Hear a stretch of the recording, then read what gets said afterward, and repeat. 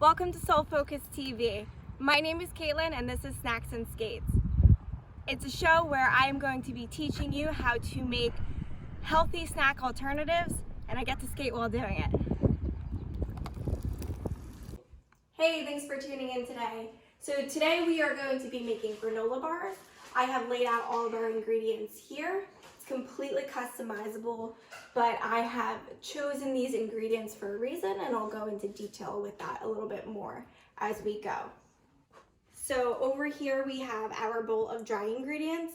We have our freeze-dried blueberries, cinnamon, chia seeds, coconut, pumpkin seeds, almonds, and flax meal.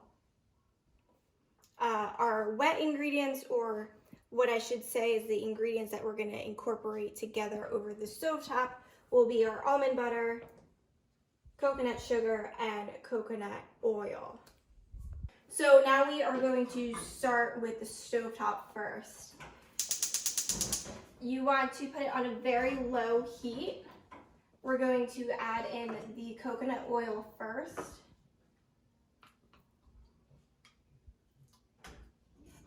You can put this in the microwave if you would prefer, but I like to do everything over the stovetop if I can. Next, I'll add in the almond butter. So today I'm using almond butter, but you can also use peanut butter. I think almond butter is a superior ingredient than peanut butter would be. The fat content is a little bit lower, and it's just a little bit cleaner, especially the brand that I found.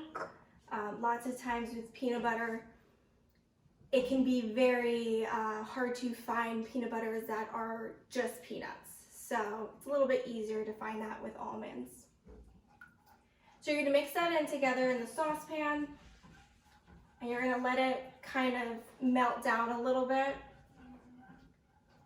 Once it's melted down and a little bit smoother, that's when you can add in the coconut sugar.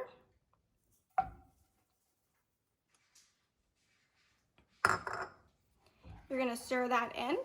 It's not going to dissolve as well as most sugar would, but you just want to dissolve it as much as you really can. You want to also make sure that you're stirring the entire time. You do not want it to burn at the bottom. It will add a bitter taste, and the consistency won't be as smooth. All right, it seems to be incorporated enough. So we will turn this off, and we can go over to these ingredients here. These are our dry ingredients that I already told you about. We are going to mix this in with that, but we want to make sure we choose a larger bowl. So, all right. So we'll dump all that in, make sure it all gets in. And now we are going to pour our mixture that we just melted together over our dry ingredients. So like I said earlier, I picked some very specific ingredients for a reason. I kind of briefly told you why I picked the almond butter rather than peanut butter, which peanut butter is great. That's an awesome alternative. But for this purpose today, I definitely want to do almond butter. And I also added some blueberries in, some freeze-dried blueberries to get those extra antioxidants. I really also want to make sure that I'm adding in those chia seeds. They're definitely going to help with digestion. Pumpkin seeds and almonds are great for fiber as well. Let's mix this all together. You want to make sure that it's all incorporated very well. You don't want any dry spots.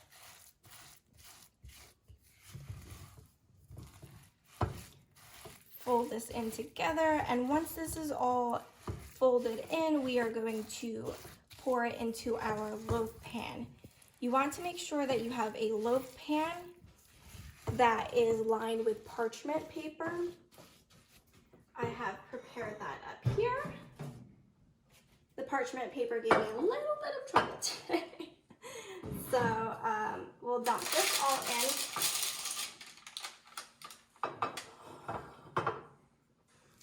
All I can smell is coconut right now. I'm surprised that the almond butter didn't take over. Now we're gonna flatten it out.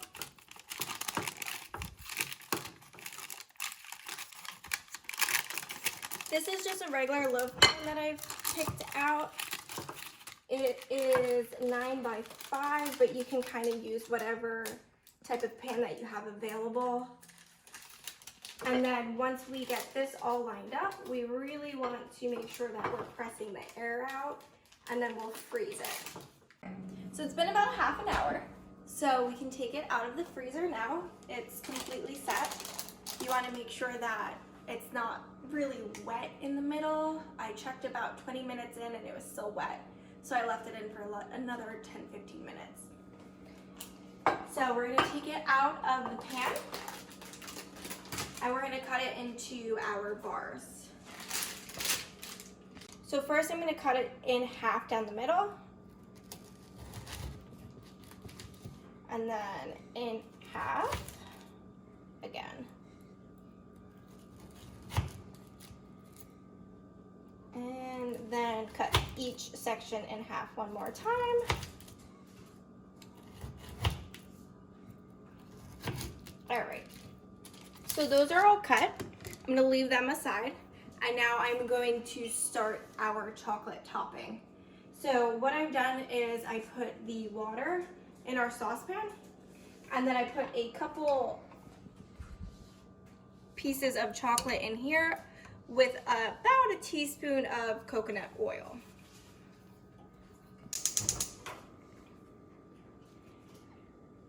So we're gonna put this on about a medium-low heat just to let the chocolate kind of melt together.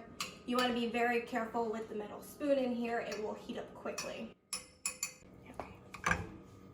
All right, so we'll let that sit in there for a little bit. I'm gonna go over here, and I'm going to take this and crush up some toppings to put on here and then put the chocolate in. So you can use a food processor if you would like, or you can just crush it in whatever you have.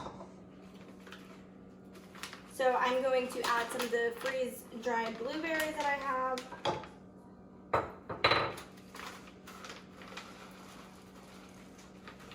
About a handful of that and a handful of the sliced almonds that I have. All right, and make sure you do not forget about your chocolate over here. You don't want it to burn.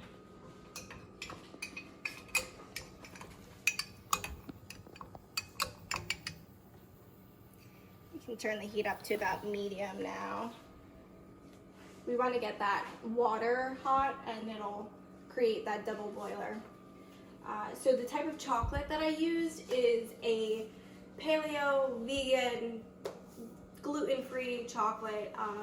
So you really want to make sure that you're taking a really good look at all the ingredients on everything that you're using in these bars. The ingredients that I've chose, they're all vegan, they're all gluten-free, keto, paleo. So it really covers the basis of any kind of diet that you may be on right now. So that's why I chose this recipe in particular and these ingredients. But like I said earlier, you can completely customize it. You can add in like raisins or any other kind of dried fruit, any seeds, any nuts. But this is what I chose just because it covers a big demographic. So.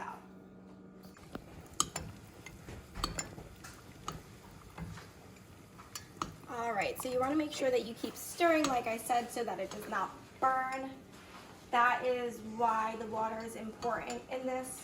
You don't want to cause too high of a heat too rapidly. You can also microwave this in intervals. That would be fine as well. I also chose a chocolate that has a little bit of salt in it, and I'm really excited about that.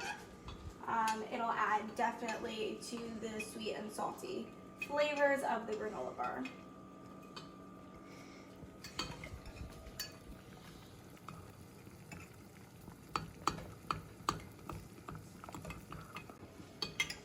Oh wait, no it's not.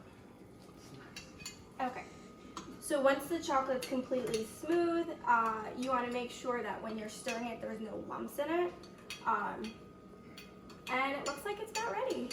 So I'm going to grab a oven mitt. You want to be very careful with this. I'll take the spoon out first. And let me turn off the fire before I put the oven mitt by the oven. All right.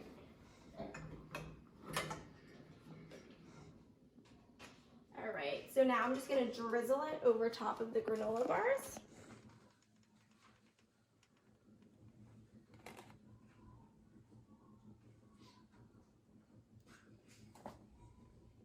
And then once I drizzle this over top, I can put the topping that we crushed up with the blueberries and the almonds, and it'll stick to the chocolate there.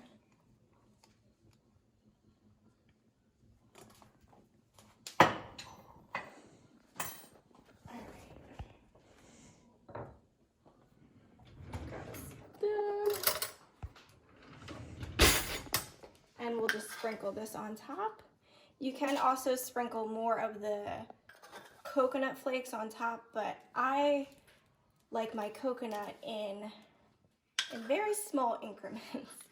And I love blueberries, so I thought that the blueberries crushed on top would add a nice touch. All right, just top that off like that, and you're all set. Let it cool, and leave it out for a little bit, let it all set together, and you'll be all set.